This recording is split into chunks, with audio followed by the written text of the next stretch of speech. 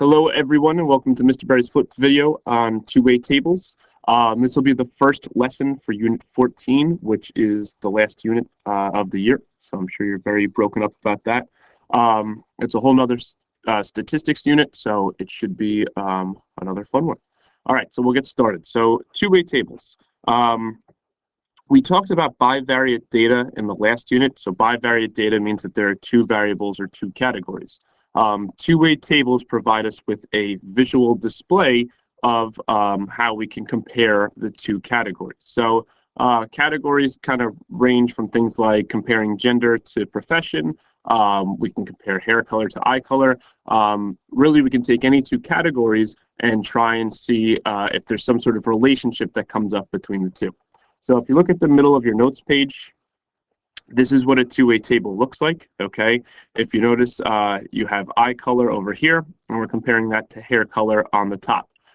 Each one of those categories is then broken down into kind of subcategories. So if you have eye color, we have blue, brown, green. Hair color, we have black, blonde, and red, okay?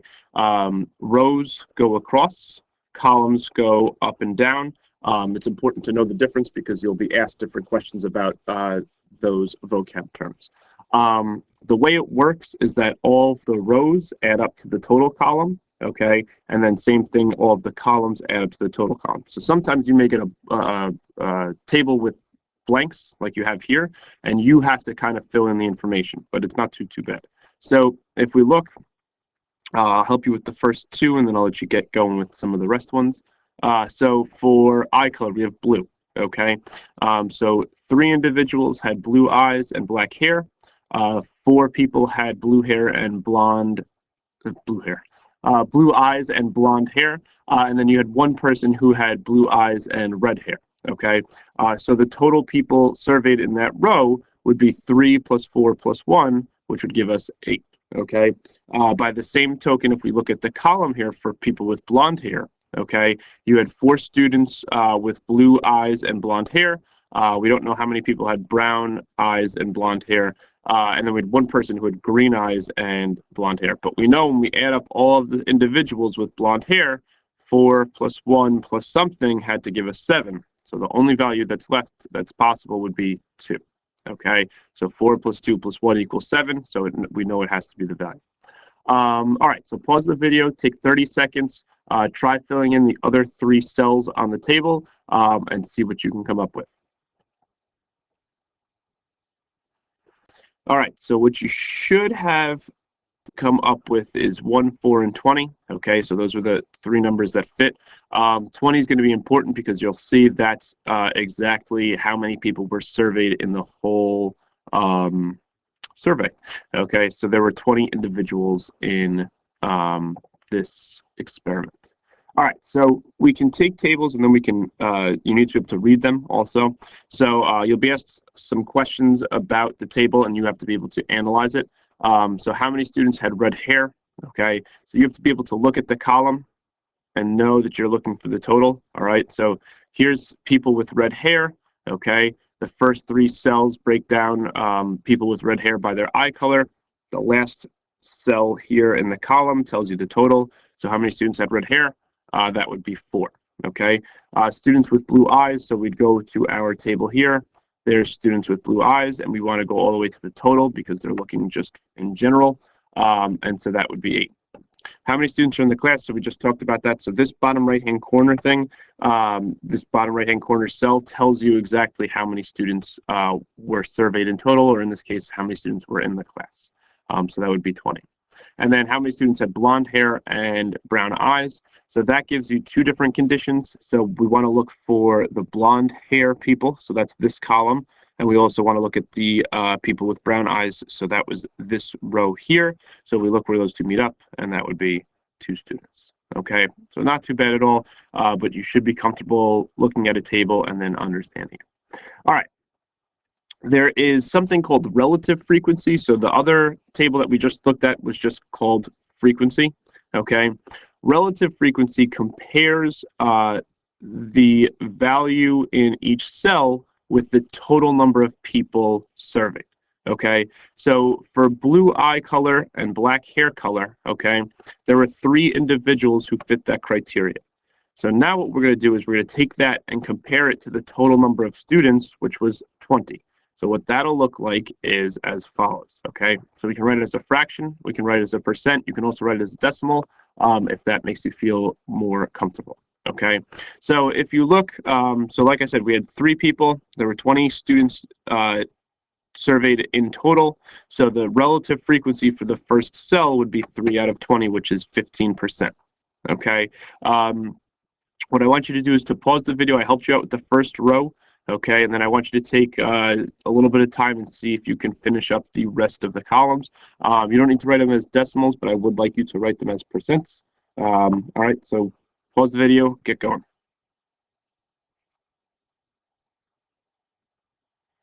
Okay, here's what you should have come up with for the rest, all right? If you notice with the percentages, they should add up to the total columns as well, okay? So very similar to a regular frequency two-way table.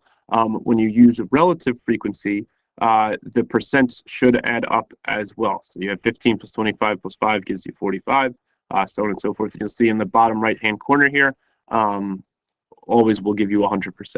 All right, a little bit about the vocab. So the second bullet here says the cells within the table are called joint frequencies. So you do have to know what that means. And so basically anything in green here represents a joint frequency. So that's what I mean by within the table. In terms of marginal frequencies, so that's the third bullet, okay, anything in blue represents a marginal frequency. If you think about the margins of a paper, so those are the outside, okay? Marginal frequencies are the outside of the table. So just in case you have questions that ask you about marginal frequency and joint frequency, you should be comfortable kind of knowing where those are located. All right, moving along. So now for exercise number 2, now we're asked more specific questions, and these are conditional relative frequencies. So for part A, it says, what is the conditional relative frequency of having green eyes if you have red hair? Some of these can get a little confusing in terms of the wording, so you want to try and put it into your own words.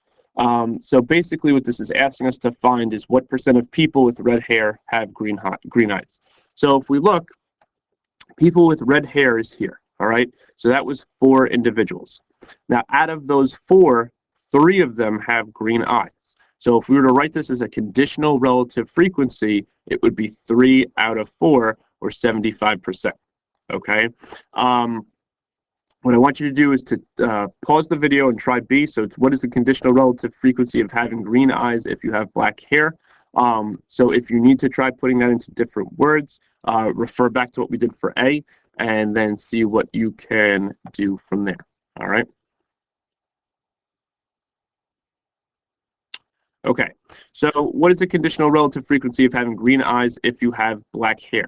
Again, so if we put into the kind of words we did for part A, this is basically asking what percent of people with black hair have green eyes. So if we go to black hair, that gives us a total of 9, and out of those 9, there was 1 student. So that would be 1 out of 9, or 11.1%, or 11.1 repeating percent. Okay, C, so is there some sort of dependency or association with having red hair and green eyes? Okay, and so this is the nice thing about two-way tables, because what you can do is you can compare different percentages and see if there's any sort of relationships that come up between the 2 variables.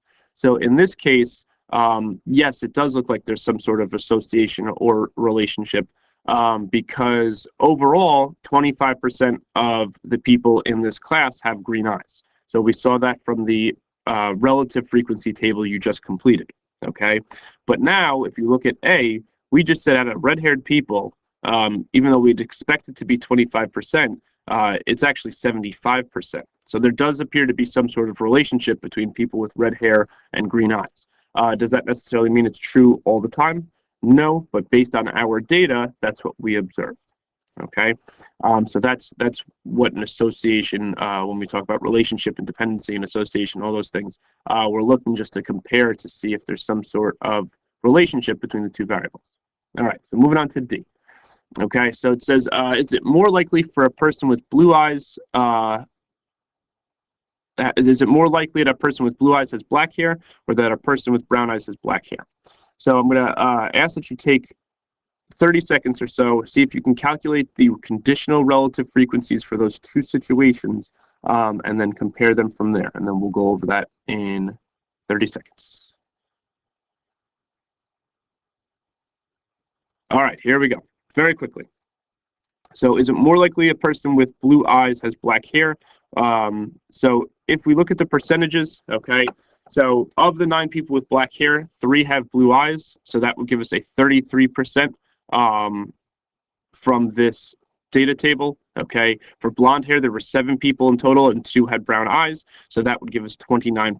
All right, so if you compare the two, we have 33% for people with blue eyes that have black hair, and then people with 29% for people that have brown eyes with blonde hair. Okay, so you can see clearly there's more, it's more likely that the first situation will happen, but they're very, very close. Okay, exercise 3 kind of builds off the same idea. So it gives you a statement, and both of these things sound like the same thing, but they're not actually. So we want to find what is more likely, someone going to college who is female, or that someone who is female goes to college. So it depends on how you look at the table to see the difference between the two. Okay, so the first one, someone going to college that's female, we're looking at this row, okay, and we're going to take 13 out of 29. So out of those going to college, how many are female? Okay, then for the second statement, out of those who are female, who would be going to college? So that would be 13 out of 22. Okay, so there's how your percentages kind of break down, and then you can see from there the second one is going to be more likely. Okay, so it's more likely that a person who is female is going to go to college. Sorry about that. Okay. All right, so it is more likely that a person who's female is going to college than it is for the person who's going to college to be female. So some of this gets a little bit difficult because of the wording, but as long as you kind of take it slow and go through each bit of information, you can try and change it into more user-friendly language, I guess, but it shouldn't be too bad. All right, so if you finished, I want you to start on the partner practice, okay? If the person next to you is all done, you can work with them. If not, you have to work independently. And then we will be moving on to 14-2 when you get back to school on Monday. All right, have a wonderful weekend. Thank you.